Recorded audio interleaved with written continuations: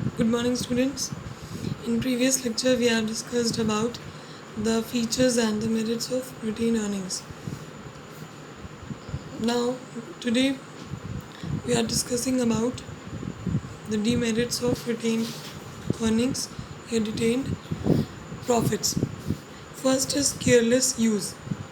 Careless use में ये कह रहे हैं कि कभी कभी हायर प्रॉफिट्स या एक्यूमुलेटेड प्रॉफिट जब हमारा ज़्यादा हो जाता है और कंपनी का मैनेजमेंट उसे प्रॉपरली रिटेन्ड अर्निंग्स या रिटेन प्रॉफिट को यूज़ नहीं कर पाते हैं, तो उसका जो यूज़ होता है वो केयरलेसनेस या इम्प्रॉपर यूज़, बेस्ट यूटिलाइजेशन नहीं हो पाता। जहाँ पर प्रॉफिट ज़्यादा होता है वहाँ पर केयरलेसनेस होने लगती है।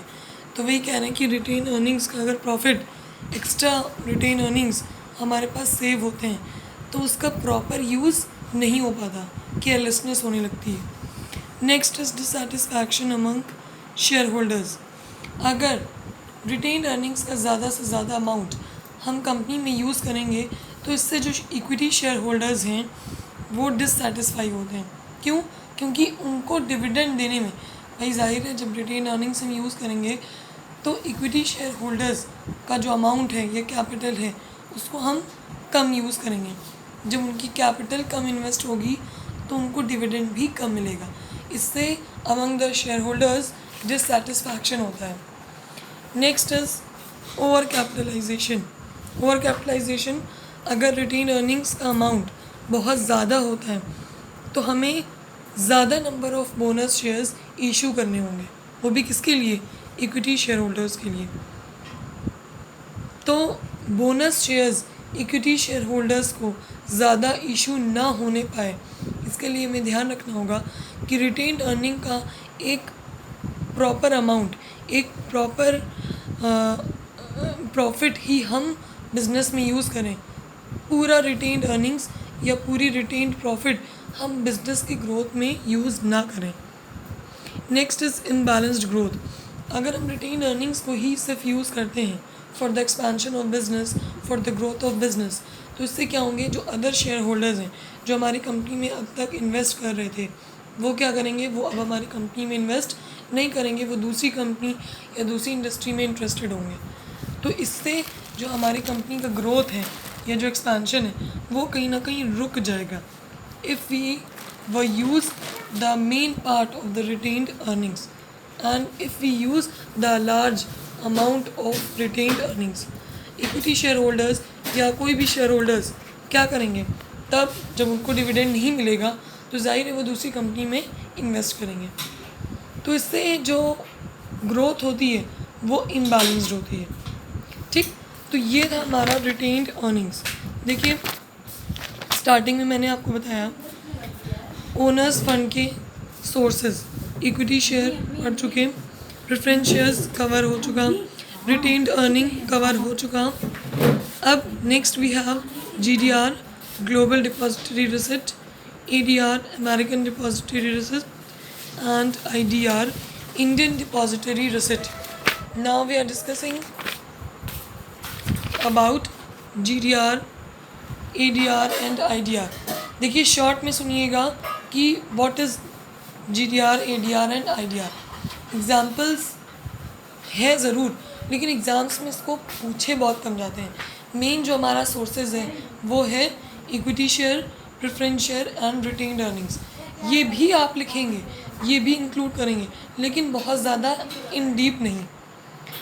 तो let's see what is the global depository receipt, that is GDR। Owner fund का या ये मेन सोर्सेज होता है।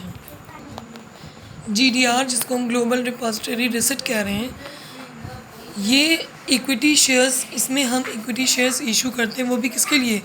ग्लोबल मार्केट के लिए, means all over the world.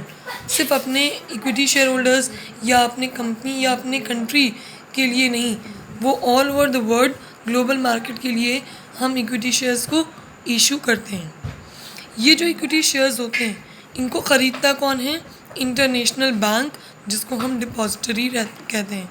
इसीलिए हम इसको कहते हैं global, means all over the world, और डिपॉजिटरी मीन्स इंटरनेशनल बैंक, जिसको हम डिपॉजिटरी कह रहे हैं। तो ये जो इक्विटी शेयर्स होते हैं ये इंटरनेशनल बैंक्स इसको परचेज़ करते हैं, जिनको हम डिपॉजिटरी कह रहे हैं। ये कंपनीज इशू करती हैं डिविडेंड नोटिसेस या रिपोर्ट्स इन शेयर्स के these shares to a bank only. इन बैंक को शेयर्स के लिए नोटिसेस और रिपोर्ट्स दी जाती हैं कि now we are subscribing these number of shares, if you want to purchase then you can purchase our company's equity shares। इस तरह से इंफॉर्मेशन दी जाती है। अलग अलग कंपनी, अलग अलग वर्ल्ड के जो लोग हैं, जो बैंक हैं, वो अगर इंटरेस्टेड हैं तो they can purchase our shares, our equity shares. इन शेयर्स को हम क्या बोलते हैं? Depository shares.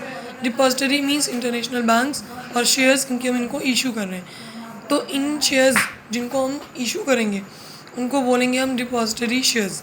The holders of these shares do not gate voting rights. जो ग्लोबल मार्केट में जो हमारे डिपॉजिटरी शेयर्स को ख़रीदेंगे उनको कोई भी वोटिंग राइट्स या कंपनी में कोई भी उनका कंट्रोल नहीं होता। सिर्फ उनका काम होता है कि कंपनी के शेयर्स को ख़रीदना और टाइम टू टाइम उनको रिटर्न कंपनी देगी with interest. Okay, the capital contributed bye these shares is in dollars. क्योंकि जाहिर है कि फ़ॉरेन में हम वर्क कर रहे हैं, फ़ॉरेन कंपनी के साथ या फ़ॉरेन मार्केट के साथ हम शेयर्स को परचेज़ कर रहे हैं, उनसे हम मनी ले रहे हैं, तो पेमेंट किस में होगी? फ़ॉरेन एक्सचेंज या foreign money, that is dollars में। दैट्स वाई हम इसको डॉलर डिनोमिनेटेड इंस्ट्रूमेंट भी कहते हैं। ठीक, तो ये था आपका GDR, global depository receipt. Main features आप यहाँ देख सकते हैं। फ़ॉरेन करेंसी में इसकी पेमेंट होती है, जैसे हमने बताया आपको डॉलर्स की। तो जैसे हमने देखा यहाँ डॉलर्स में पेमेंट होता है, तो दैट इज़ फ़ॉरेन करेंसी में यहाँ पेमेंट होता है। और investors response, the issue price of GDR is fixed on the basis of investors response. इसमें GDR जिस प्राइस पे इशू किया जाएगा, मतलब शेयर्स जिस प्राइस पे इशू किया जाएगा वो इन्वेस्टर के रिस्पॉन्स पे होता है।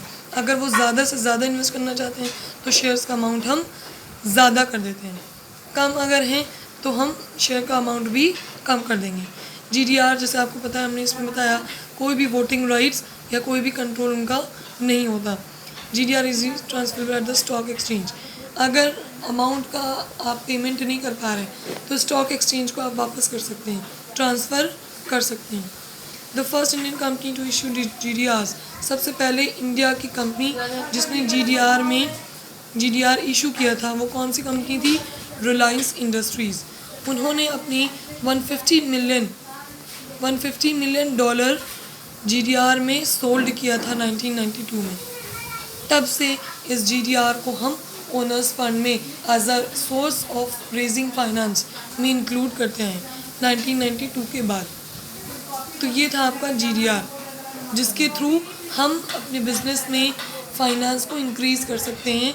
It is a type of owner's fund.